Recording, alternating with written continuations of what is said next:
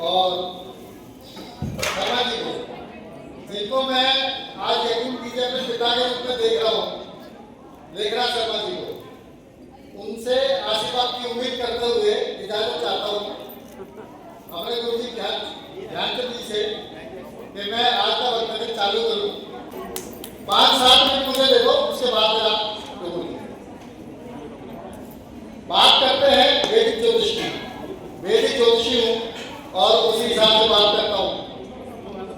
और आज तो मुझे ऐसा लगा, मैं भी कुछ डिप्रेशन में आया, सच्चाई बताऊँ कि जैसे बताया कि भाई राहु और चंद्रमा इसी में एक ही नक्षत्र में है, और ये हकीकत बात है कि जिसके भी राहु और चंद्रमा लगन कुंडली में, जन्म कुंडली में संबंध बनाएंगे और डिप्रेशन उसको होगा, ये पता है।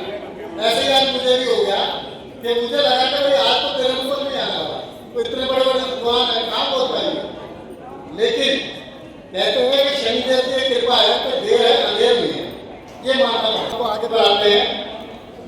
बात हो रही थी, वैसे मेरा वक्तव्य दूसरा ही था, लेकिन चलिए आज इससे कुछ सीखने को मिला है, इजाजत चाहूँ। बात हो रही थी कि बेवफाई की और ड्रम की। अब गुरु जी का वक्तव्य सुनते हुए मुझे ध्यान में है कि ये ड्रम में ही तो डाले जा रहे हैं। इसका तो कोई ना कोई ज्योतिषी ज्ञान होगा, कोई ना कोई कहीं ना कहीं योग बनेगा, दुर्योग बनेगा, तभी होगा। उसी के ऊपर बात करते हैं, उसको आगे लेके जाते हैं थोड़ा सा। चलिए वैदिक ज्योतिषी उसी हिसाब से बात करता हूँ कि सबसे पहले हम लगन कुंडली देखते हैं। हमारे पास ज्यादातर जन्म पत्रिका मिलाने के लिए आती है, तब हमें इस बात का ज्ञान होना चाहिए कि कौन बहन ड्रम में डालेगी और कौन भाई साहब जो है 32 टुकड़े करेंगे या 35 टुकड़े करेंगे। इस बात का मुझे ज्योतिषों को ज्ञान होना चाहिए ना। तो उसी बात पे बात करते हैं। जन्म पत्रिका मिलाते वक्त बहुत ही ध्यान से, जो कि बहुत ही जिम्मेवारी का काम है। 2 जनों की जन्म पत्रिका नहीं मिला रहे, 2 परिवार जो कि एक दूसरे से प्यार से गले मिलने वाले हैं, बाद में ना पछताए, उसके लिए जन्म पत्री मिलाते वक्त बड़ा ध्यान रखना जरूरी है। हम क्या देखते हैं? सबसे पहले हम देखते हैं, मैं तो ये देखता हूँ लगन, लग्नेश, सूर्य और चंद्रमा, क्योंकि वैदिक ज्योतिष में मेरा लगन और लग्नेश के बाद काम नहीं चलता। उसके बाद सप्तम भाव और सप्तम भाव का मालिक और सप्तम भाव का कारक, बहन बेटियों के लिए गुरुदेव और भाइयों के लिए शुक्र, इनको देखना जरूरी है। अच्छा, उसके बाद बात करें दुर्योग की।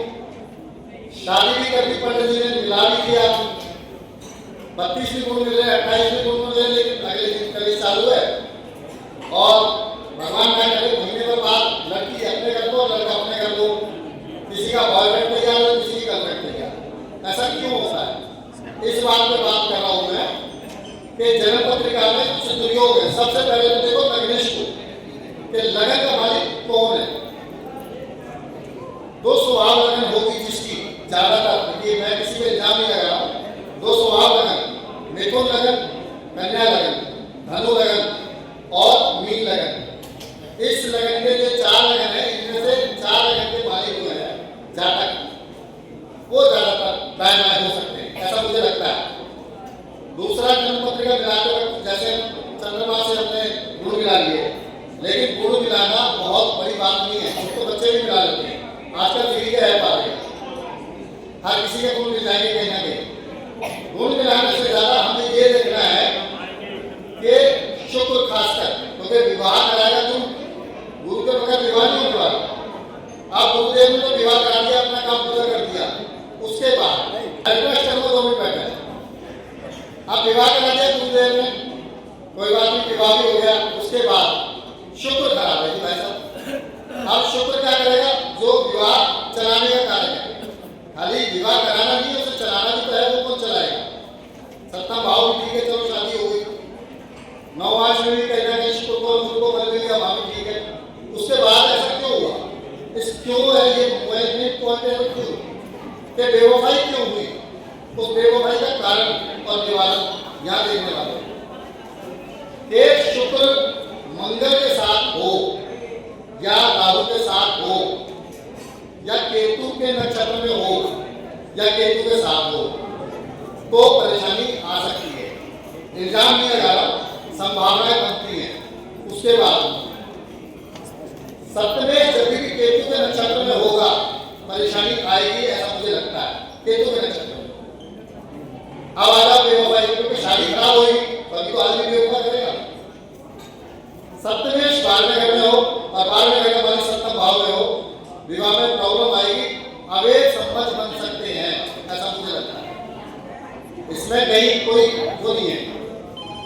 अच्छा, बड़ी बात क्या है, जैसे मैंने कहा कि शुक्र और राहु की युति कहीं ना कहीं पर्सनैलिटी अच्छी बनाती है, लेकिन कहीं ना कहीं वो दूसरी जगह जाने की संभावनाएं भी बनाती है।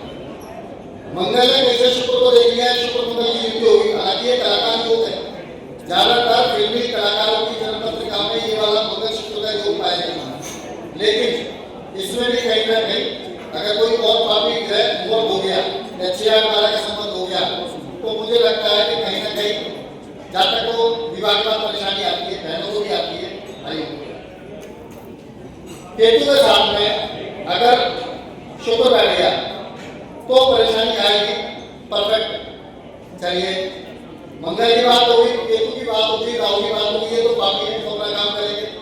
लेकिन बुध, आप देखिए शुक्र बुध की जितनी पत्रों में युति होगी, संभावना है, इल्जाम नहीं लगा रहा हूं, शुक्र बुध की जितनी पत्रों में युति होगी, एक्स्ट्रा मैरिटल अफेयर हो सकते हैं, ऐसा मुझे लगता है। उसके साथ बुध बाद में घर में बैठ जाए या लगन में अकेला बुध हो, संभावना बहुत ज्यादा है।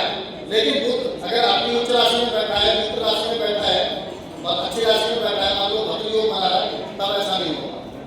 सप्तम भाव में बुध बैठा हो, हम शुक्र को में ढूंढ हैं, बुध भी इसमें बहुत बड़ा योगदान करता है कि जब शुक्र बुध की युति होगी तो आदमी के एक्स्ट्रा मैरिटल अफेयर और शादी से पहले के अफेयर मैंने देखे हैं ज्यादातर। इसके बाद मन सो जाता चंद्रमा, क्योंकि मन कहेगा ना कि मुझे जाना है, गलत काम करना है, भाई शराब के ठेके पे जाना है कि सत्संग में जाना है, ये तो मेरा मन बोलेगा। जब तक चंद्रमा खराब नहीं होगा, चंद्रमा पापी नहीं होगा, वो दूषित नहीं होगा, आदमी गलत काम नहीं करेगा, ध्यान रखने वाली बात। इसके साथ एक ग्रह को भूल रहे हैं, शनिदेव। हालांकि शुक्र और शनि मित्र हैं आपस में और परम मित्र हैं, लेकिन मैंने भी कहीं ना कहीं से सीखा ही है, पढ़ा भी है और रिसर्च में भी पाया है। शनिदेव की दृष्टि जब शुक्र में पड़ी, जिन पत्रों में पड़ी, उनमें एक्स्ट्रा मैरिटल अफेयर मैंने देखे हैं। उसके साथ साथ अगर मेल है तो फीमेल के साथ दोस्ती होगी, और फीमेल है तो उसके मेल फ्रेंड ज्यादा मिलेंगे। आप चेक करिए, शनिदेव की दृष्टि शुक्र के ऊपर पड़ती है। हालांकि वो विवाह को खराब करता है, क्योंकि शनि उदासी देता है, शुक्र मौज करना चाहता है। इसका कारण सबसे बड़ा मुझे ये लगा। इसके साथ साथ हमें सप्तम भाव को देखना जरूरी है। अब सप्तम भाव में मान लो पाप प्रभाव है, शनि में बैठे हैं, तो कहीं ना कहीं जब परेशानी पैदा करेंगे, या मंगल बैठे हैं या और कुछ नहीं तो केतु बैठे हैं, राहु इतना खराब नहीं सकता, केतु ज्यादा सप्तम भाव में, तो वहां पे कहीं ना कहीं जब मैरिटल लाइफ में परेशानी होगी तो आदमी परेशान कर सकता है। अच्छा, फैमिली को डालो, ये भी तो मेन मुद्दे की बात है ना भाई। आदमी ने अपने पार्टनर को मार दिया तो गलत काम क्यों करा? लग्नेश जब भी राहु के साथ में होगा, आदमी अपने आप को बहुत ज्यादा समझदार समझता है, वो साजिश करता है। राहु के नक्षत्र में बैठा हो लग्नेश, या राहु से एक्सेप्ट हो या राहु के साथ हो, तो जहां तक को ऐसा लगता है जो भी कर्मकांड कर रहे हैं ऐसे लोग, उनको ऐसा लगता है मैं बहुत समझदार हूं, करके मैं निकल जाऊं। लेकिन ऐसा होता नहीं, होता कम है ऐसा, क्योंकि राहु जब लग्नेश को पीड़ित करेगा कहीं ना कहीं तो आदमी गलत काम कर सकता है। उसके बाद फिर पकड़े क्यों हुए? जब भी लग्नेश 6, 8, 12 में हो या 12 घर के मालिक से युति बना ले, 12 अगर खराब हो जाए तो पकड़े जाने की संभावना 100 में से 100%। इसलिए वो पकड़ा भी या युति हो, ऐसा मुझे लगता है। क्योंकि योग है तो दुर्योग भी होंगे, और दुर्योग अपना काम करते, जब योग काम करते तो दुर्योग भी कहीं ना कहीं काम करते हैं। अब छोटी सी मैंने विवेचना की है, इसमें कुछ कमी भी हो सकती है, लेकिन मैं अपने गुरुजनों से आशीर्वाद की उम्मीद करता हूँ। और इसी के साथ साथ साथ मैं निवेदन करता हूँ, गलती हो क्षमा करें। जय श्री माता।